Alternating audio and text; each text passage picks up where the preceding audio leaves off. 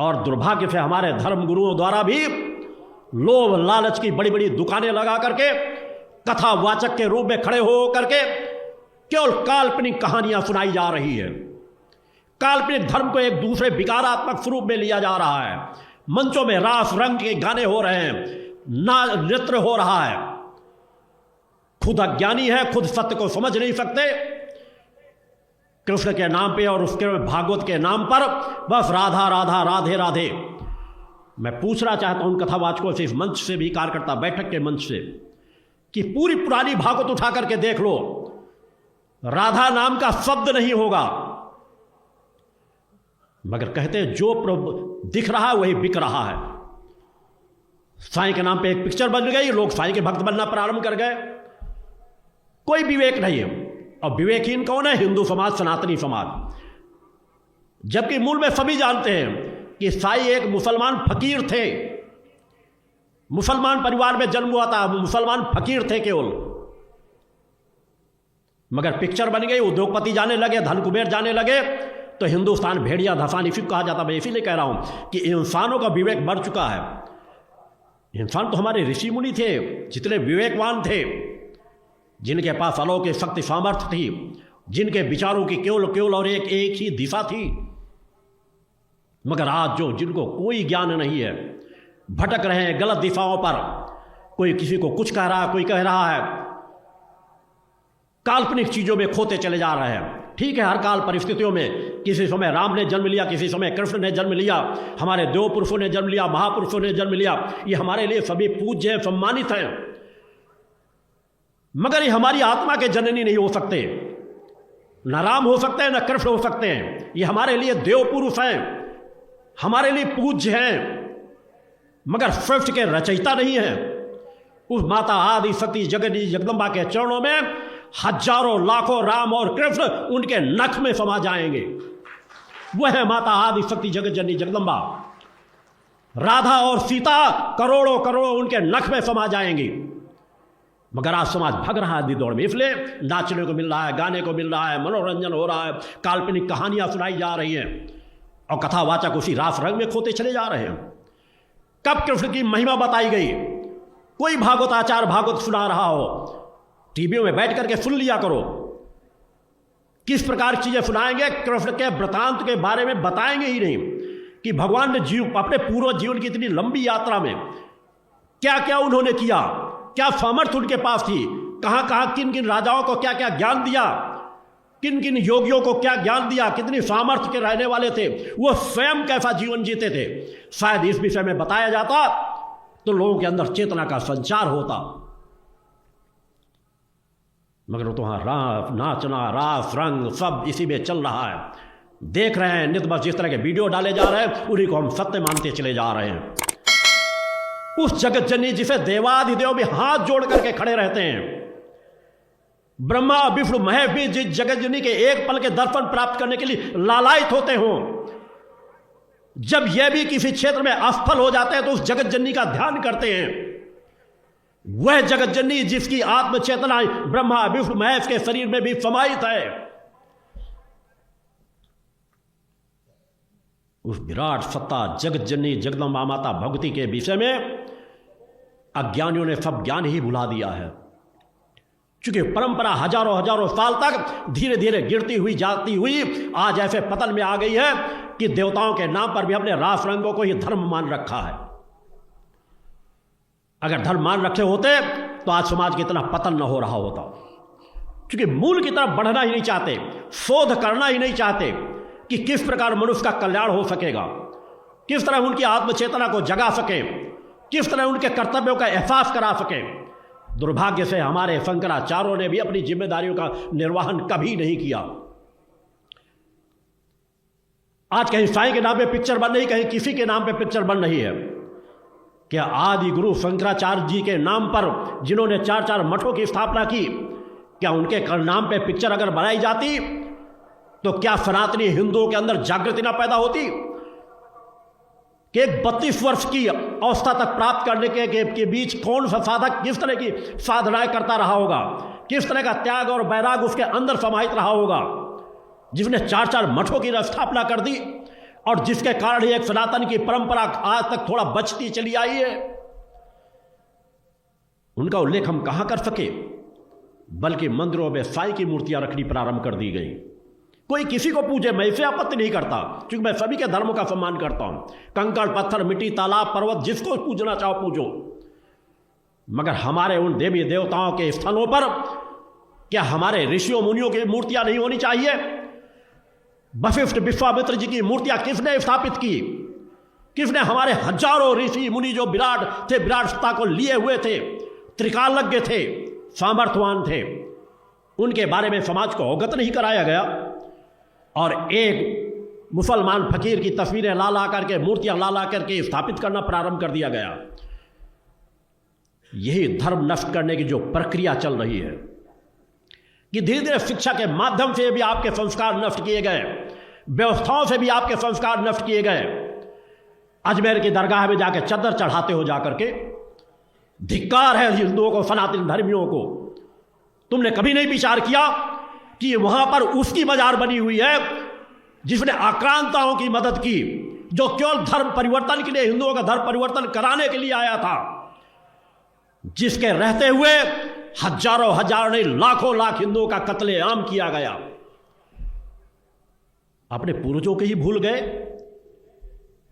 किसके वंश परंपरा के संवाहक तुम बनना चाहते हो? किसके लिए तुम पुत्रों की कामना करना चाहते हो? कभी विचार करते हो इस बिंदु पर कि तुम्हारे ही पूर्वजों का कत्ल किया गया? मैंने कुछ समय पहले जो कहा था, कोरोना गया, भूल गए, अपने इतिहास को भी नहीं जानना चाहते कि तुम्हारे पूर्वजों को किस दर्दनाक तरीके से मौत दी गई, किस तरह तड़पा तड़पा करके मारा गया, किस तरह बहन बेटियों की इज्जतें लूटी गई। शहर के लोगों का धर्म परिवर्तन कराया गया तो मार डाले गए। हमारे कितने धार्मिक स्थलों को तहस नहस कर दिया गया। उनको देखना भी नहीं चाहोगे, जानना भी नहीं चाहोगे कि जिनके चरणों पर तुम्हारे पूर्वज माथा रगड़ते थे, जिन देवी देवताओं पर आस्था विश्वास रखते थे, जिनसे उनकी परंपराएं चलती थी, ऊर्जा प्राप्त करते थे, उनके देखते देखते उनके धार्मिक स्थल तोड़ दिए गए, देवी देवताओं की मूर्तियों को चबूतरे में दफन कर दिया गया। और वहीं आज जिहादी मक्कार मानसिकता के लोग उन सीढ़ियों पर पैर रख करके चढ़ करके जाते हैं।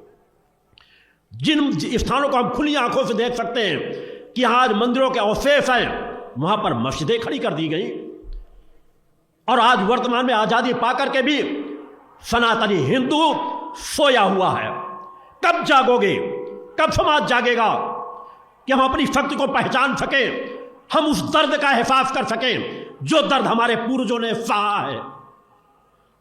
एक नहीं, अनगिनत जो हमारे बड़े बड़े तीर्थ स्थल कहे जाया करते थे, चाहे संभल का क्षेत्र हो या अन्य कोई क्षेत्र हो, किस तरह से तहस नहस कर दिए गए।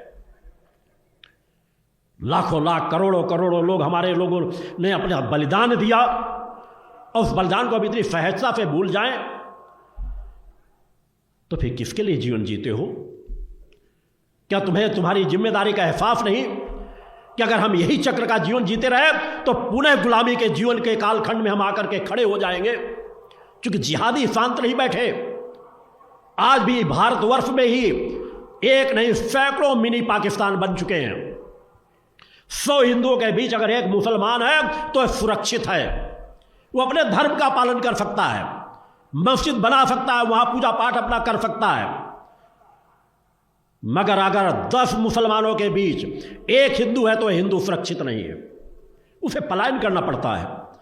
आजादी के बाद भी अनेकों क्षेत्रों से हिंदुओं के पलायन की घटनाएं सुनने को मिलती हैं। काश्मीरी पंडितों का भी आप लोगों ने पलायन सुना होगा कि किस तरह मार करके उन्हें हत्याएं कर करके उनको वहां से भगाया गया। इस तरह अनेकों क्षेत्र हैं जहां डर करके हिंदू अपने मकान बेच बेच करके भाग रहे हैं। कब तक भगते रहोगे? क्या यही कायरता का जीवन जीते चले जाओगे? कभी अपनी जिम्मेदारी का एहसास नहीं करोगे? क्यों मैं नहीं कह रहा, क्या तुम अपनी जिम्मेदारी का एहसास नहीं करोगे कि तुम्हारा कर्तव्य क्या है? क्या सुबह शाम पूजा पाठ कर लेने इसी से तुम्हारा कर्म पूरा हो जाएगा? मैंने इसलिए संगठन का गठन किया है। अगर पूजा पाठ ही कराना होता लोगों को तो मेरे आने की आवश्यकता नहीं थी, मगर मैं हिंसक बनाने नहीं आया, हर मंचों से कहता हूं, मगर सत्य की ताकत का एहसास कराने आया हूं। रचनात्मक कार्य कराने का मार्ग प्रशस्त करने आया हूं कि अपनी शक्ति को पहचानो और अपने अधिकार को हासिल करो, अपने धर्म को पुनः उसी उच्चता की ओर ले जाओ कि हमारे धर्म केंद्र जितने हैं उसी अवस्था को प्राप्त करें जो पहले थे। ये हमारी जिम्मेदारी है।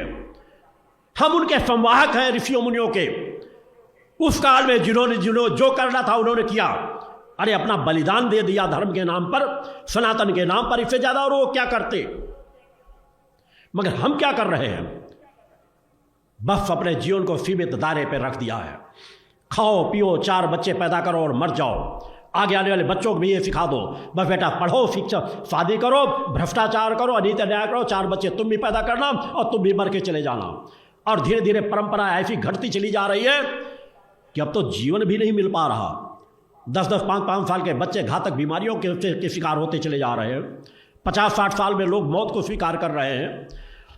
आज 50% लोग ऐसी बीमारियों से ग्रसित होते चले जा रहे हैं। अस्पतालों में जाकर के देखो या कुछ समय मेरे आश्रम में ही रह करके देखो, किस घातक बीमारियों से लोग ग्रसित होते चले जा रहे हैं। कोई इलाज काम नहीं करता। कैसा जीवन जीना सीखोगे? उस सत्य को स्वीकार करो कि हम सत्य के रक्षक बन सके, अपने धर्म के रक्षक बन सके। बहुत सीमित दायरे में हिंदू समाज, सनातन धर्म समाज बचा है। अगर इसे भी नहीं बचाया गया, इसे चेतनावान नहीं बनाया गया, हम दूसरों के लिए हिंसक ना बने, मगर कमें इतनी तो सामर्थ्य हो कि कोई हमारे ऊपर हिंसा न कर सके, हम अपनी रक्षा कर सके, अपने धर्म को बचा सके।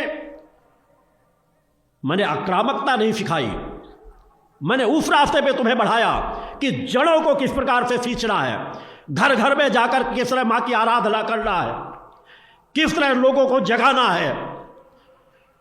इतना सरल कार्य देने पर भी आप लोगों के अंदर वह तीव्र वेग नहीं आ पाया, वह नित्य प्रति आपके अंदर तड़प नहीं आ पाई, जो तड़प आपके गुरु को आवश्यकता न होने के बाद तड़प होती है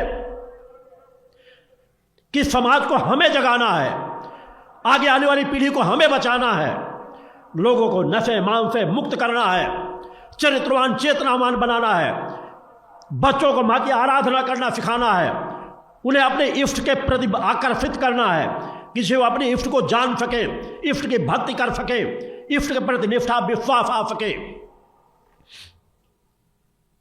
कब तड़प आती है ऐसी? कब आपके अंदर वो वेग आता है कि अगर हमें एक जीवन मिला है तो हम नित्य प्रति का अपना आंकलन करें कि हम क्या कर रहे हैं और हमें क्या करना चाहिए, और क्या हम ऐसा ही जीवन लेते हुए 1000-2000 वर्ष जिएंगे। अपनी उम्र का स्वयं आंकलन कर लेना और हर मरने वाले के आसपास की उम्र के आसपास जाके उससे पूछा करो, उसे वेदना किस बात की है। क्या तुम भी उसे वेदना में गुजरना चाहोगे, या ऐसी मौत चाहोगे कि जब मौत आए तो प्रसन्नता से मौत को स्वीकार कर सको और कह सको मुझे जो कुछ करना था मैंने अपने जीवन का पूरा पुरुषार्थ किया है, मैंने अपने जीवन को नष्ट नहीं किया, मुझे जो करना था मैं करने की मैंने भरसक कोशिश की है।